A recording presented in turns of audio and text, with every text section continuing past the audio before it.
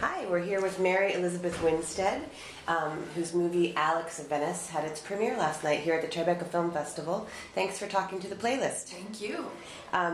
So congratulations. How was last night? It's so fun to be at a premiere. I love, when everyone's up on stage and the energy. It was so great. It was so exciting. And then it was so cool because so many people came. My whole family came, and, Chris's friends, like all these actors that he's worked with on various things came to support him. So it was like a house of, recognizable faces. I think like Sting really was there. Cool. Like, I heard a rumor Sting was there. I saw him go in, yeah. Wow, that's pretty cool. Yeah.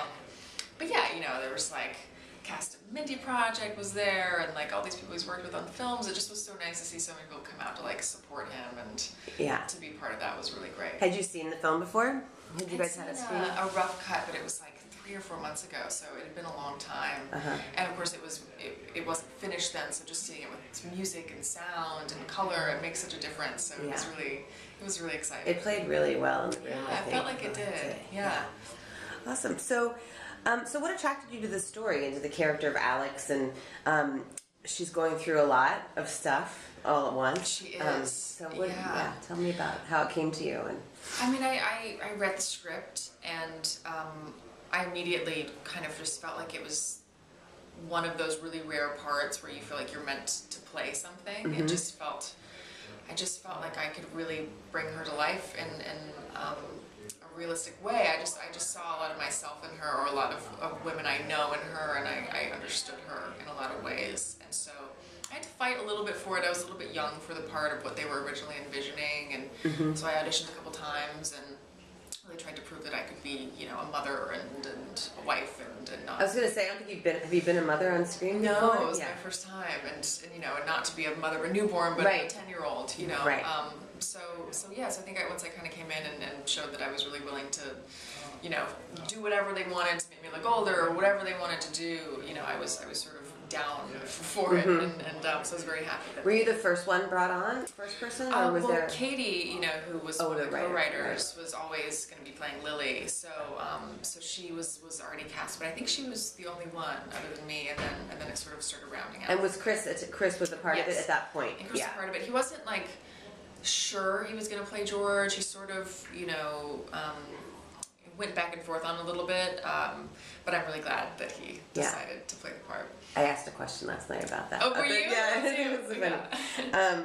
So let's talk about Chris Messina. So he's been an actor for a long time, and a lot of indie roles, and especially here, even at Tribeca, he's been in so many movies. Here a bunch. But this was his first time directing. So what was that like for him, and then what's he like as a director for you, since he is an actor? It was really great.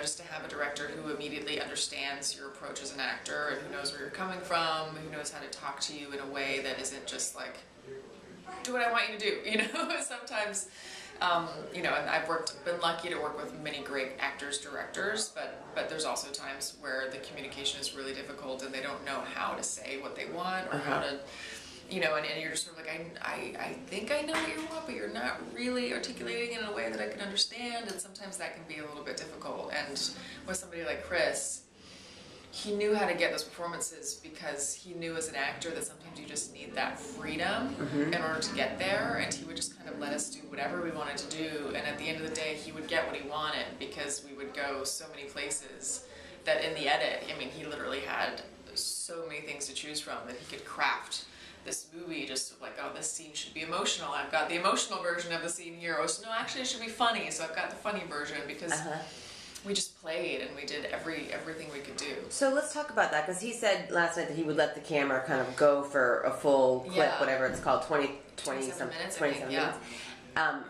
And then how much of it was on the page already? Was there a lot of room for improv, or how did you guys work together? You really just kind of, I don't want to say throughout the script, because we always did what was on the page, at least a few times first. But then after we had what was scripted, we would just go completely off. Sometimes we were doing scenes that was like, wait, or is this scene even about the same thing it was about 20 minutes ago? But that's what's so fun, and you kind of learn a lot about the characters that way. And how much of that ended up in the movie? Bits and pieces, I think he was just trying to find moments And also, it's a similar thing. I did a film called Smashed, which we did a similar thing with that. Maybe not as quite a long of takes, but where we would always improv. We would do it scripted, and we would improv as well. And even though a lot of the improv didn't end up in the movie, it just helped us create the characters and the relationships. And I think the same thing happened with this, where we did so much improving and just being together in front of the camera that it became sort of like we didn't know when we were on script or off script, and it all just kind of flowed. And does that take the place of rehearsal, or did you rehearse as well, or just kind of like... That's kind of, kind of became the way that we all bonded, and the way that we made it feel natural was by just kind of... So he just keeping the camera rolling. Going. Yeah. Huh. So your father is played by Don Johnson, who's in a much buzzed about kind of comeback, not comeback, but you know what I mean. Yeah, resurgence. And he's having a great year of people seeing him in a new way, of great performances. Yeah.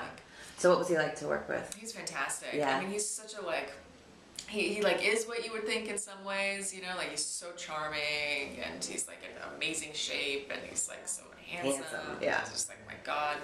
But then he's also like, he's a really serious actor, which I think, you know, when people think of him as like Miami Vice, you know, they maybe don't think of that. And that was something just to see how committed he was to this role, and how many of, like, you know, the biggest acting teachers he's worked with over the years, and what kind of study he's done, and what he really brings to the table.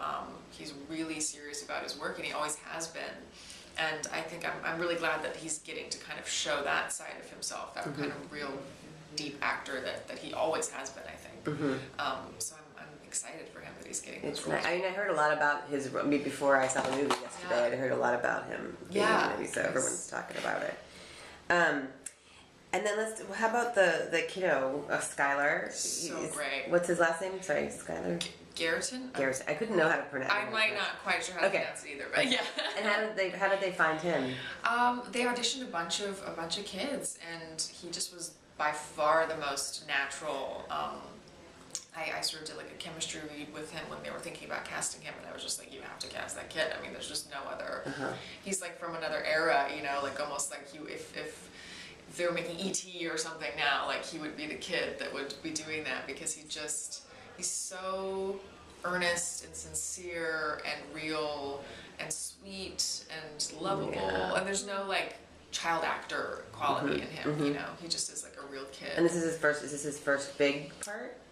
He's done a few big things. I know that right before this he'd done a really big pilot that didn't end up going, but it was like a big role for him, and he was the lead in it. So he was like, you know, he'd been around a little bit, but yeah, just like such a great, talented, sweet kid. I loved working with him. Nice. Were there any lightning strikes moments, for better or worse, that happened during the shoot? Like something where you're like, I can't believe that happened, either good or bad? Gosh, there had to be. Was it a short shoot? It was a short shoot. It was like 20 days, I think. So it kind of all blurred. I mean, it was, anytime you do a movie this small, there's always going to be things that are like, oh God, you think you're going to lose the day because something crazy happened. Right. I mean, we did have talked about it last night, but we did have the day that I threw up from jumping up and down, like for 3 hours straight, with Chris screaming behind the camera, like, keep jumping. He's so sweet, but he can get sadistic sometimes with like the amount of, you know, like, just keep going. And I'm like, oh my God. But yeah, I can't think of anything, you know, like catastrophic. So I was reading about you today, and I found out that you were on Broadway a long time ago, right? A long time ago. In Joseph and the Amazing Technicolor Dreamcoat. It wasn't here, unfortunately. It was like a touring. Oh, it was a touring thing. Oh, okay. Yeah, so I've never done the New York Broadway thing. That was what I was going to ask. Yeah, I know. I wish. I would love to. Was Donny Osmond in it when you were? Donny Osmond was in it. Yeah. My 6-year-old self was very jealous. Oh yeah, no, when I was 6. Oh, I loved him. Yeah, no, he was really great and really sweet. We didn't really get to interact with him too much because he was so. I mean, he was like the star, and we were the kids that were kind of in the chorus and everything. But he was great. Cool.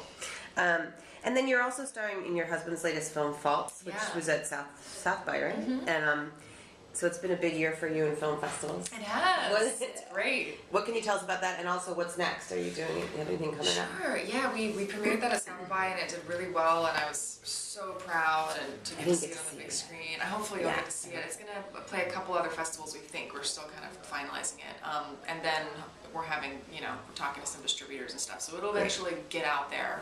It's called Faults. It's called Faults.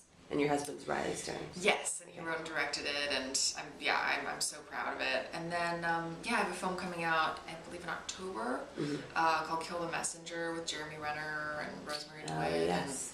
And I'm really excited about that one. It's a really, really great true story. A big one. It's still a small movie, but it's like a big small movie. Yeah. It's like the people involved are really great, and I'm really excited about that. And then I just did a pilot, so I'm kind of dipping my toe into the TV land a bit. So you don't know whether it's No, I guess I'll find out in May, or like the beginning What's of it May. called? It's called Exposed. And who's in it?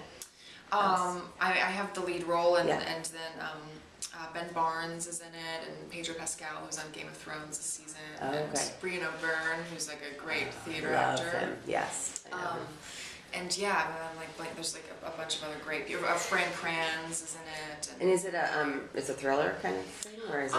It's kind of it's definitely like a character-driven piece, but it's ultimately about kind of like the NSA and spying and how much privacy we have. And my character's a journalist who sort of kind of inadvertently falls into a story that is much bigger than what she had kind of anticipated, and she starts getting leaked this information about the NSA, and so. But it's a lot just about her life and kind of the things she's dealing with. So. Cool. Well, good luck with that. Thank you I hope very it happens. much. All right. Well, thank you so much for talking the playlist, and congratulations again. Yeah, I'm so glad you saw the movie. Thanks for checking it out. Sure.